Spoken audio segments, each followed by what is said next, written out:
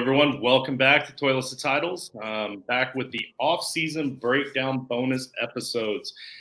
You guys know that the last two seasons, it's pretty much just been me on the team working these off-season breakdowns for the most part.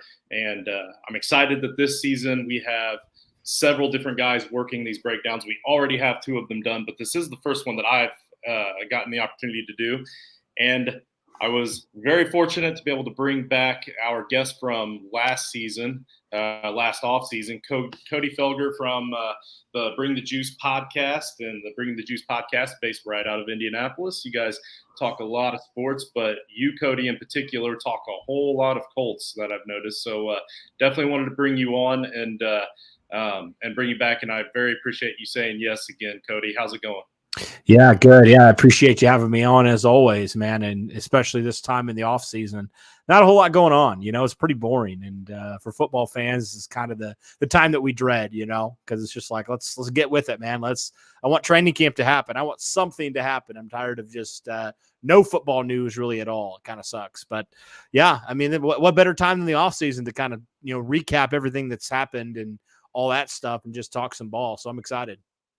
Yeah, we can only handle so much Deshaun Watson talk at this point, right? Right. That's like the only news, and you're just like, oh my word, let's get the season on with already. Real quick, you all already know that our breakdowns are only on YouTube, but I do want to remind you can check out our main episodes and all the episodes from the Down Under Dynasty guys and to the P2P guys. I mean, all the different shows that we do. Joe knows. You name it. The Blitz is going to be a big one when the season starts back up. It's already been huge this offseason. Check it out down there at the bottom where you see all that crap down there. I'm not going to read it because you're on YouTube. You can see it for yourself. Make sure you please hit that like button. Give us a subscribe. Make sure you get the notifications. And in the comments or in the description down below, we're going to have all the contact information for Cody as well. And then, of course, patreon.com/toiletsandtitles. We do have a couple new levels there on the Patreon. There's 5 different levels to sign up for now. Help us out and help us keep paying the bills to pay these electric bills so we can keep this show up and going since we had so much electrical issues from 2 different locations before this show started. All right. We're going to jump right into it, Cody. I'm not going to bury the lead here. The Colts' biggest offseason transaction quite possibly could have been not only one quarterback, but maybe even 2 quarterbacks. That the signing of Nick Foles is also kind of understated, in my opinion. So since we don't have multiple guests like we normally do for the breakdowns, I'm going to be the other guest. I'm going to lead the questions to you, and then I'll just follow up with what you got to say. But what do you think about that quarterback room now? Are you excited? What's going on here? What does Matt Ryan bring to the table that maybe or Carl Wentz didn't necessarily have? Yeah, that's a great question, and I think for the quarterback position, I feel a lot better at this point than I did at this point last offseason. I was excited, I'll admit, for Carson Wentz and all those things. And, I thought that he had the potential, and I still think he does, to be a very good quarterback in this league. And so I was excited about that. But I was a little bit concerned in the back of my mind about quarterback depth because you just didn't know what was behind Carson Wentz, right? It was Sam Ehlinger, who was a rookie last year, and Jacob Eason, who hadn't seen a meaningful NFL snap ever. And so I think the big thing for me is just that now you have 2 quarterbacks that have been there and done that, right? Nick Foles, we all know, the Cinderella story that was the Philadelphia Eagles with Nick Foles when they went to the Super Bowl and beat the Patriots and all that stuff. Nick Foles has always kind of been that spot starter backup guy, but he's been a guy that's been able to do that, been there at the biggest stage and done it and played well. And so I think, same with Matt Ryan. And I think that's a great thing about this quarterback room this year is you just have a ton of experience between those 2 guys. Whereas last year, Carson Wentz, he had the most experience and, he hadn't even really played in a meaningful, playoff game. He hadn't played in an NFC championship or Super Bowl or anything like that. So all that to say, I think that those 2 guys provide a lot of leadership in the areas that you needed it last year that you lacked. And to the point about Matt Ryan, I think he just brings, just a different kind of quarterback that you had that honestly you missed last year, especially down the stretch, when the Colts needed to win one of the last 2 games. We all know the historic meltdown and they couldn't do that, and I think of the quarterback not being trusted was a big reason why. Now, obviously the whole team didn't show up, but just from a veteran leadership standpoint, I feel like Matt Ryan, it's not just about my feelings. People have said Matt Ryan is a leader. He's already started to quiz guys in the hallways, take command of the offense, do the things, the small things that add up to big things. And I think that's a thing that maybe was lacking last year is Carson Wentz, while he's a great guy, he seems like he's a fantastic human. I mean, the one thing though that he just didn't do, and the Colts were pretty adamant that they wanted to move on from him. He just didn't hold guys accountable. And when they needed to be held accountable, it just didn't happen last year. And Matt Ryan's going to have no qualms doing that because we've all seen the clip of Matt Ryan telling the guy to get effing set, right? We've seen that. So I think that's just a good indication of Matt Ryan's leadership ability. And I think from just a quarterback standpoint, I also do feel like Matt Ryan still has a little bit left more in his tank too, because look at these Atlanta teams that he was playing with. I mean, my goodness, his best receiver last year was a rookie. And granted, Kyle Pitts is a very good rookie, but that just kind of shows you the lack of support that's been around Matt Ryan the last couple of years in Atlanta. I think, honestly, people just kind of have forgotten about Matt Ryan and how good of a quarterback he is when he has a good roster around him. So I'm really excited from that standpoint. And, if, the worst happens, Matt Ryan goes down, you feel like you have a guy who has been there, done that, and can keep the ship afloat if need be, and I think that from just a fan standpoint, and I'm sure from a coaching staff and GM standpoint, it really makes you sleep better at night knowing you have two quarterbacks that can play and have shown they can play at the highest level. Yeah, absolutely. And I can tell, I don't know if it's been trademarked or not, but I can tell I'm watching the Pat McAfee way too much because that Carl Wentz, and when I called him Carl, I did not mean to do that. It just happened. So kudos to Pat McAfee for being in my head. So I wanted to give him that little bit of. That's why I said the same thing with the beautiful human. That's the same Pat McAfee term. Yeah, right? I caught it. So. I caught it, but beautiful human, actually. I mean, we could get away with that one. We call him Carl Wentz. Everybody knows. Yeah, all right. So I agree completely. Yeah. And I see naysayers that say all the different things that they want to say about Matt Ryan, about this or that, about his last couple of seasons. And it's just like you said, when he's had a good team around him, he's been able to move the football. When he's had a good team around him, he's been able to score. Like they get into the red zone. You have a good team or a bad team. Good teams are going to get it into the red zone. It's not good quarterbacks are going to get it into the red zone, right? It's not good quarterbacks are going to score points. Like good quarterbacks can help get you over the top, but they're not only going to get you to that point. And to your point, that offensive line that he had at Atlanta was falling apart at the seams the last couple of years. It kept getting worse and worse, and no quarterback can survive that. He comes to Indianapolis. Now he has a pretty amazing offensive line. We did see a little bit of turnover at the offensive line for the Colts. I think the biggest acquisition, though, Bernard Raymond, the big Austrian fella out of Michigan. So, did you notice any other big overturn with the offensive line that we should be concerned with, or maybe we should be excited about in this offseason? Yeah, I mean, I'm excited and interested to see the competition. You mentioned at left tackle with Bernard Ryman and also Matt Pryor as well. I think that's going to be probably one of my top positions to watch in training camp because, I do feel like Matt Pryor probably right now has a leg up just being in the system, a year longer and stuff. He has some starting experience in the league, but I would not be shocked at all. And personally, I'd probably prefer if Bernard Ryman just took that off the spot, and he just won that job. But it's going to be a fun battle for sure. Right. One guy that I would say is a sneaky good signing that we didn't really talk about a whole lot was the Dennis Kelly signing. I thought that was a really solid signing because this guy can, just from a depth standpoint, he offers you a lot. He started a lot in this league, for the Packers, for the Titans, and he's not going to probably start for you, but he's going to be, he can play left tackle, he can play right tackle. Matt Pryor can also play right guard. So I think you kind of see the flexibility with a lot of these guys, and even Danny Pinter can play center. We saw that last year. So I think that is something that you can be excited about is you don't feel like, if one of your guys goes down and another guy has to switch positions, they can do that and they can still play at a high level. and you have guys like Will Fries, who's still in there, who's a second-year guy.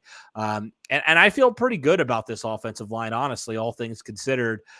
You are having two new guys, two new starters, I guess, on your offensive line, which I think I'm more concerned about left tackle than I am right guard, because I do feel like Danny Pinter can step in and really not miss a beat at right guard. Left tackle is obviously a lot more difficult of a position.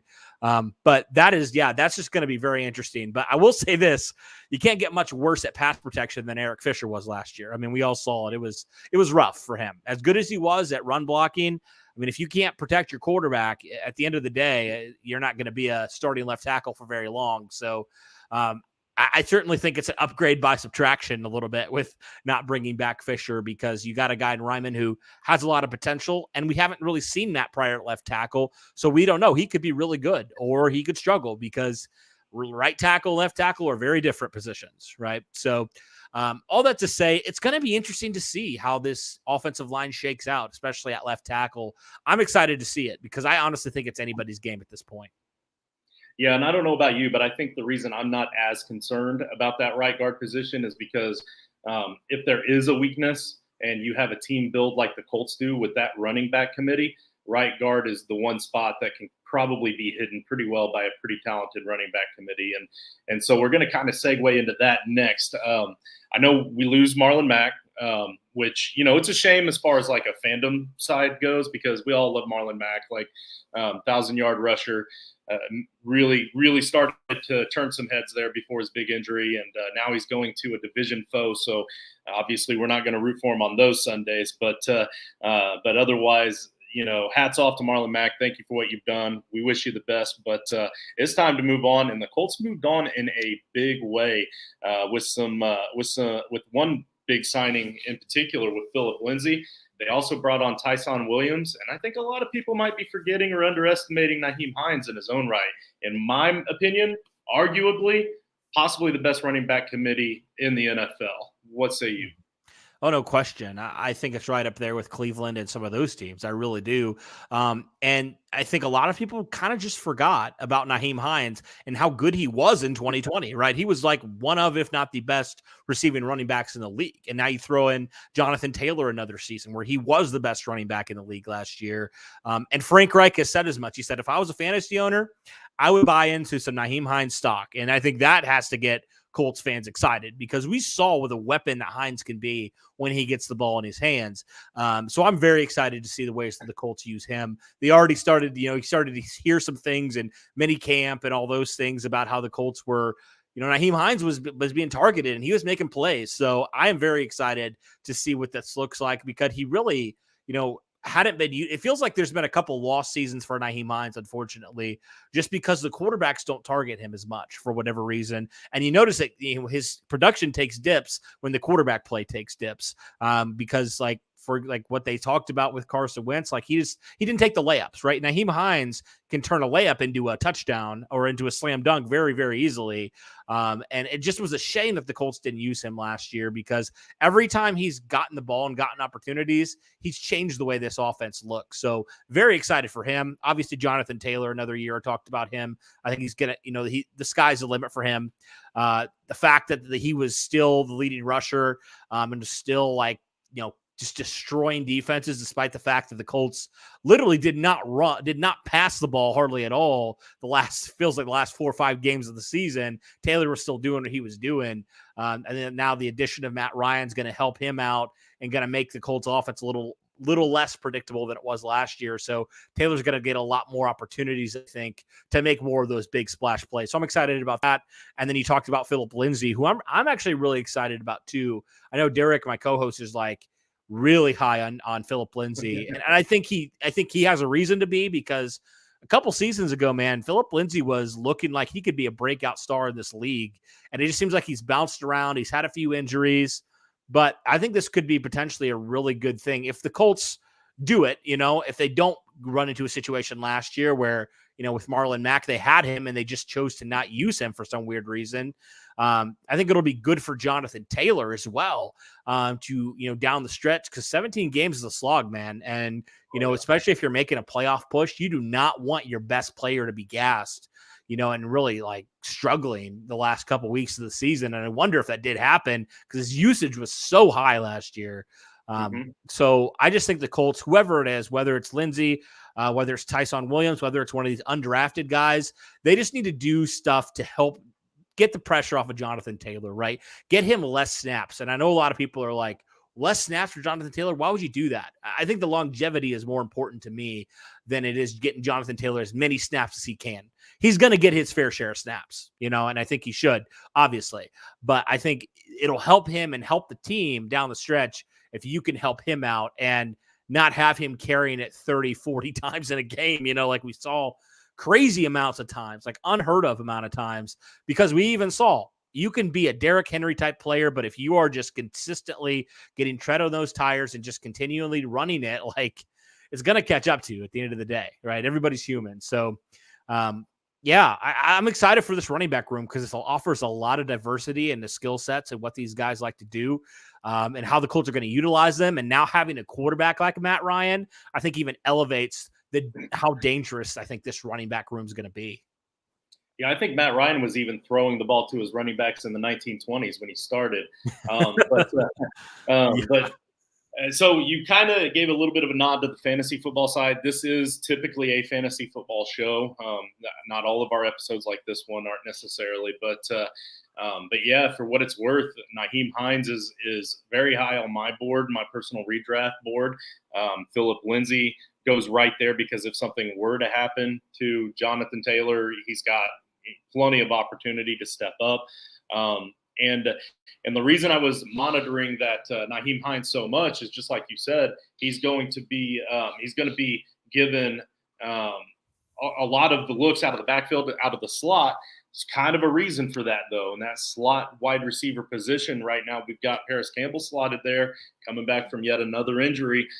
We don't know what we don't know with Paris Campbell, So we do need some support from that spot. We know that he's a dynamic player when healthy, but we lose T.Y. Hilton. We replace him with Alec Pierce. And in my mind, at this point in T.Y. Hilton's career, that might be an upgrade from what I'm hearing coming out of camp. What are you hearing? Mm-hmm. Yeah, I mean, Alec Pierce, I think the sky's the limit for Alec Pierce. I'm really excited to see what he provides in year number one, because I think a lot of people, it's kind of crazy, but a lot of people compared it to Michael Pittman coming out, and so the Colts have two really big receivers on the outside. That's something I have not like really heard of in a long time for the Colts to have two really talented big wide receivers. Like, you had the Marvins, you had the Reggies, they were all 6 foot or under. Now you got 6'4" and 6'3" out there. That's exciting, man. I would say this. I think the Colts right now are just going to kind of monitor how training camp plays out. And I think they're hoping that some of these young wide receivers, really show some things in camp, because you have a lot of young guys, outside of obviously the top two guys we just talked about, and obviously Paris Campbell as well. You have guys like Mike Strawn, you have guys like Ashton Doolin, you have, Desmond Patman, Kiki Kuti. You have some of these guys that you're like, we should see what they have. Let's see if some of them or one of them can break out, and we'll feel a lot better about our group moving forward. And I think if this rookie or these young wide receivers get to the point where they need to get, where in the Colts' minds, I think they're going to roll with that group, but I would not rule it out at all, a T.Y. Hilton potential return.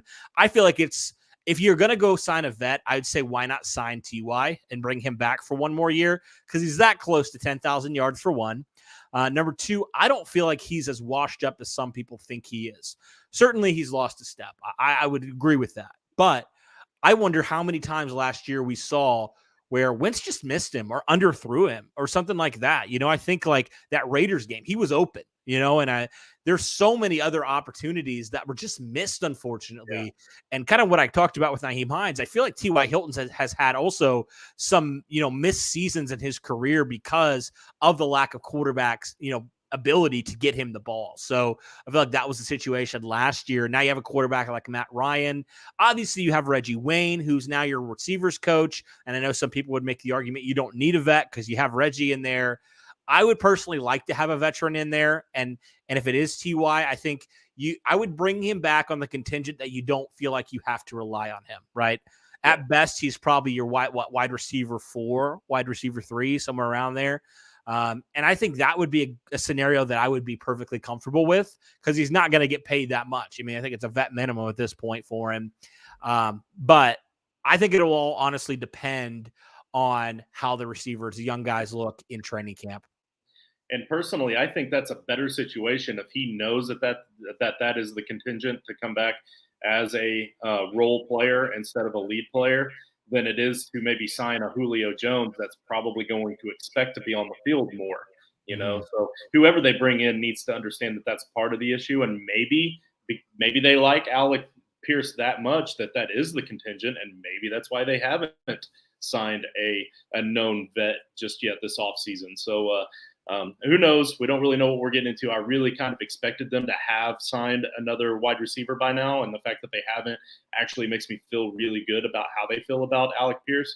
And then, like you said, he's got 2 big wide receivers on either side now, Matt Ryan does, to throw it to. And when he was in Atlanta, he was at his best when he had that big, tall Julio and a big, tall tight end like pretty much any of their big, tall tight ends they had at one point.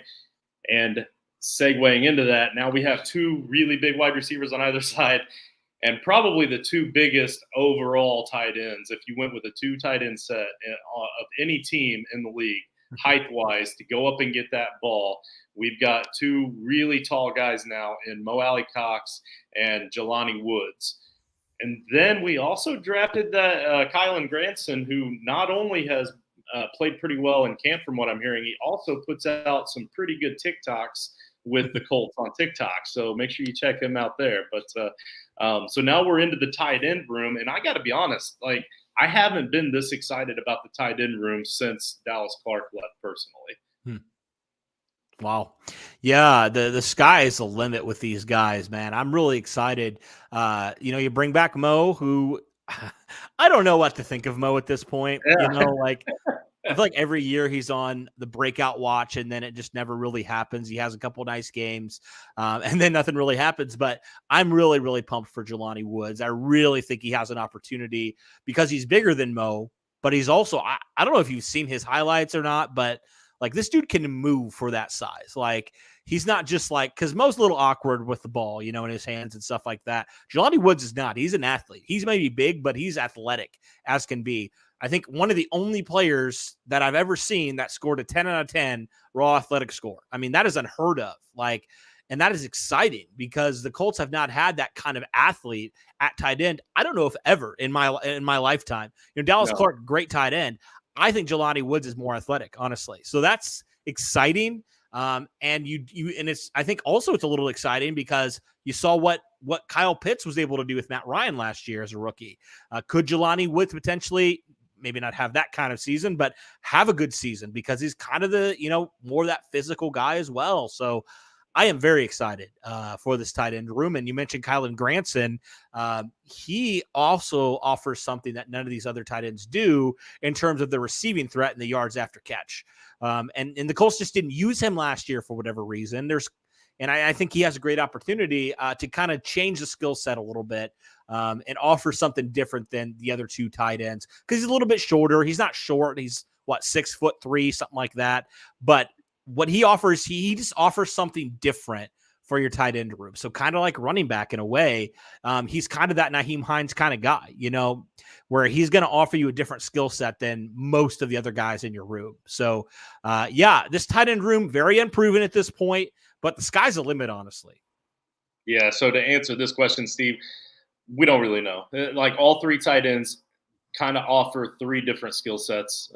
It's going to be very difficult. If you're asking for fantasy purposes, I think the upside is probably going to be with Jelani because not only is he the athletic guy, he's also the tall guy that's going to go up in the end zone and get the touchdowns. But I think you're going to see more playing time out of Mo Alley. He's been there longer. He's the vet. You just never know with this group. I'm avoiding this entire set when it comes to redraft fantasy purposes, but for sure, like I said, so when I said I was more excited about this tight end room than I have any other tight end room since Dallas Clark, I just want to make sure I preface that by saying I don't think that any of these guys are Dallas Clark. I'm just saying that since Dallas Clark, I haven't been super stoked about the tight end room. But with the type of quarterback we have in Matt Ryan, throwing up to the tall guys to let them go up and get it, we haven't had that in a while. A tight end that's just going to go up and get it, and I think now we've got two and potentially a third one that could bring some spark. So. Let's see, what else we got? We can talk about the defense. There were a lot of moves on the defensive end. We brought in Yannick Ngakoue, and I've said this repeatedly on the show. Yannick Ngakoue is a great follow on Twitter. Make sure you give him a follow on Twitter because he likes to tweet a lot of inspirational stuff on there. We got Stephon Gilmore. And then we did lose Rock Ya-Sin to the Raiders and got a fourth string corner, maybe third string. I think he was lined up to maybe even start before we got Stephon Gilmore, and that's Brandon Faison. I always struggle with that name. You might be able to help me out. But so those were the additions. And like I said, the biggest loss I think was Rock Ya-Sin, but I think we more than covered that with Gilmore and Faison. So. Otherwise, for the most part, our already good defense is pretty much the same, if not a little better with the additions. What do you think? Yeah, if you were to ask me what were the biggest weaknesses for this team last year, I would say depth, certainly, at safety especially. And what'd you do? You went out and you signed a guy in Rodney McLeod, and you drafted a guy in Nick Cross. And you did have Corey Willis at that point. So you had you had four really good safeties. You still have three. So you feel like, okay, we're fine. You get maybe Nick Cross gets that opportunity, from day one to be that full-time starter at strong safety. But I think for me, my favorite move had to be the Yannick Ngakoue trade, because what has been something that the Colts, ever since Robert Mathis has retired, have struggled to do is get after the quarterback consistently. They have been so bad for so long. It's almost become like, it's so weird to think like at one point, the Colts were so good at doing that, because it feels like they, Colts fans we unfortunately kind of paid the price for, 10 plus years of great pass rush for, a 10-year stretch where it was very hit and miss a lot of times. And so even, as great as Chris Ballard has been, that's been his kind of Achilles heel, is just finding consistent pass rushers. So I liked his approach this offseason, because he said, all right, look, we've invested how many, draft picks and stuff into these guys, hoping that they would work out. We still like some of these young guys like the Kwity Pays, the Dayo Adengbos, but we need a proven vet in there that's been there and done that. And so I love that trade, because, as good as Rock was last year, and he was a really good player, he's your best corner, I think, last year. At the end of the day, if you're asking me pick a really good corner or a really good pass rusher, I'm going pass rusher all day, because I think it's that important. And especially with how much you changed or how much this defense now with the new defensive coordinator is predicated on that getting pressure on the quarterback, right? It's so important. It's how do you win games? You're able to pass the ball and get pressure on the quarterback. And the Colts now are hopefully being able to do that in getting more consistent pressure, with a Yannick Ngakoue, who had 10 sacks a season ago. And then you have the addition of, a Kwity Paye for another year. I thought he was really starting to come on at the end of this last year. You have Dayo Adengbo, who was never fully healthy. So I think this defensive line is exciting on the defensive end, and you still have DeForest Buckner in the middle as well. So there's a lot of optimism for me on this defensive line, especially. And you did bring back Tyquan Lewis, who I don't feel like we talk about enough. Yeah. But he was your best defensive line player at defensive end last year before he got hurt. I thought he was really looking good. And so if he can get back to that form, this defensive end room is looking really, really good. Steve wants to know if Kenny Moore got a new contract yet. I don't think he has. Nope. No. But I'm assuming he'll play it out, Yeah. I'm assuming that's how it'll go. He deserves a new contract. They will pay him. They've pretty much all but said that they're going to pay him. They just pretty much, they're waiting for the right time, the right amount. He's going to play. Kenny Moore is also a solid dude. He loves the game. You can tell that he absolutely loves the game. The way he talks about it in interviews and talks about the fans and the community, like he wants to be in Indianapolis. So definitely not worried, but obviously, yeah, Steve, we want to see a contract sooner rather than later. Another thing that can help the rushers, the pass rushers, on the defensive inside, Robert Mathis on the coaching staff. We've got, you already kind of mentioned, you hinted around at the new defensive coordinator. We've got Gus Bradley, who I think can make big changes with that defense. He's a guy that was a head coach at one time. So we do have some changes on the coaching staff, and we don't really need to talk about Chris Ballard or Jim Irsay necessarily. I think that we're all pretty much happy with what we get from them for the most part. But let's talk up that coaching staff a little bit more. Help these Colts fans get a little bit more excited about the changes. I would say this. I think myself and a lot of other fans and media, and probably honestly even some management, felt like it was time for a change, right? It was just time for some new voices in that locker room on the defensive side of the ball, because it was so weird to me, because the offense with Frank Reich, they were so aggressive, right? There was always like attack, make the opponent figure it out. I love that approach, right? It felt like the defense was a little bit more like passive in certain situations. It just didn't seem like the philosophies meshed as well as they should have. And if you remember all the way back to when Reich did get hired, it wasn't, Matt Eberflus was not a Reich hire. He wasn't. He was hired beforehand when they thought Josh McDaniels was coming. And then obviously he backed out, and the Colts had already brought him in at that point. So they'd rolled with him and it worked. But yeah, I think just from a philosophy standpoint, it never really felt like you made the improvements you needed to make, right? It seemed like, like you could never get consistent pressure on the quarterback. And it just seemed like it just was over and over and over. And, for me last year, it kind of hit a breaking point a couple times. First off, that Ravens game when, you just needed to get one stop on defense, and then it would have changed that game. You would have won that game. Or even the Jets game. I know you won that game, but you let Josh Johnson throw for over 300 yards on you last year. That man's played on more NFL teams than I think years that I've been alive. So if that tells you anything right there about just how terrible the defense was, just unexplainably terrible for no reason at all. And I think the final straw was that Jacksonville game. Trevor Lawrence he was looking like a bad quarterback all year. All season. He was one of the worst quarterbacks in the league last year. He goes down, first drive is nearly perfect, and drives in for a touchdown. And you're just like, what are we doing? Like, how are we so unprepared for that? So I think all that to say, it was time for a change. And, Gus Bradley brings a lot of life, a lot of energy.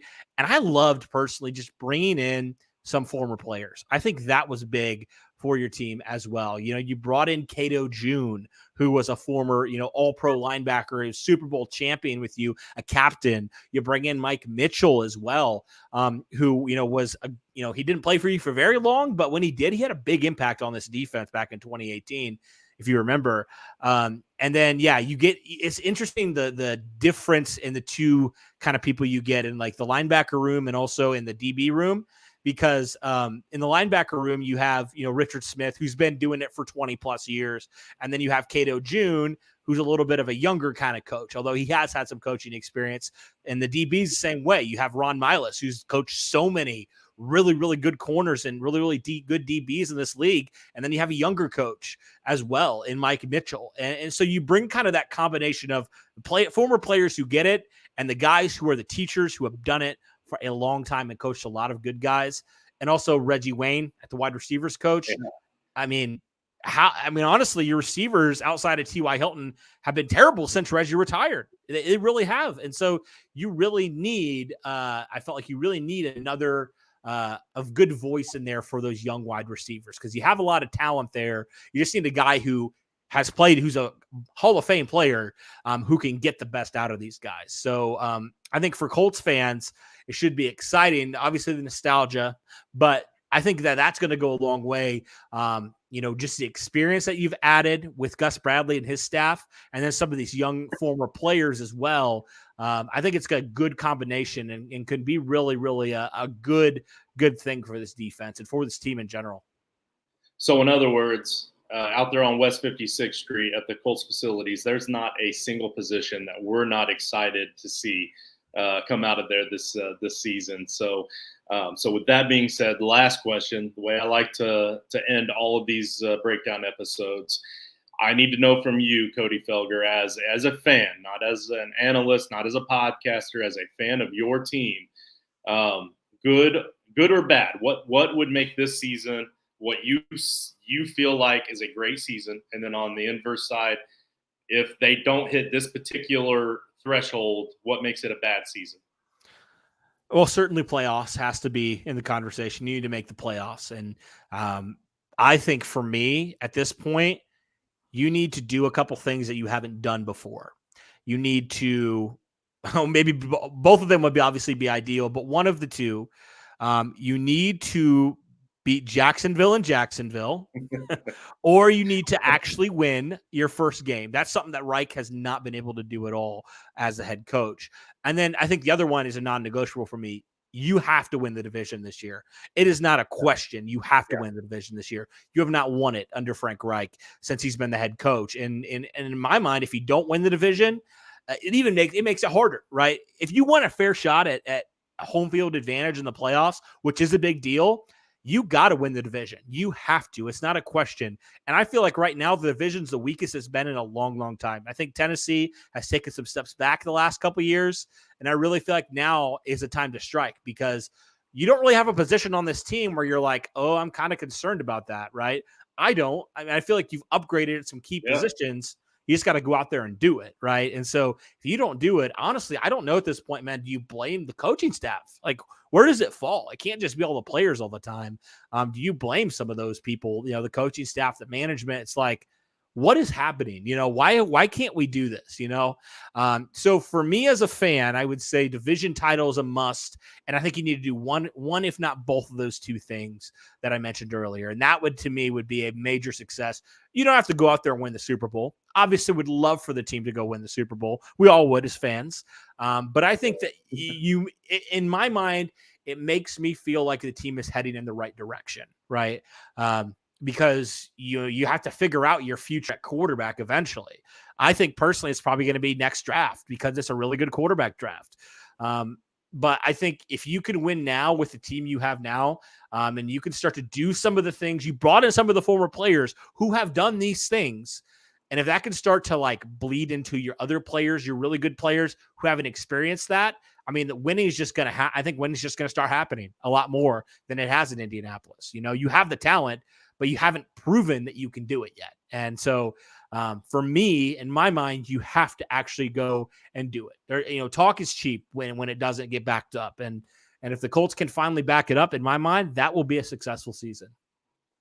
Very good. Yeah, that's a very good answer. Very realistic answer.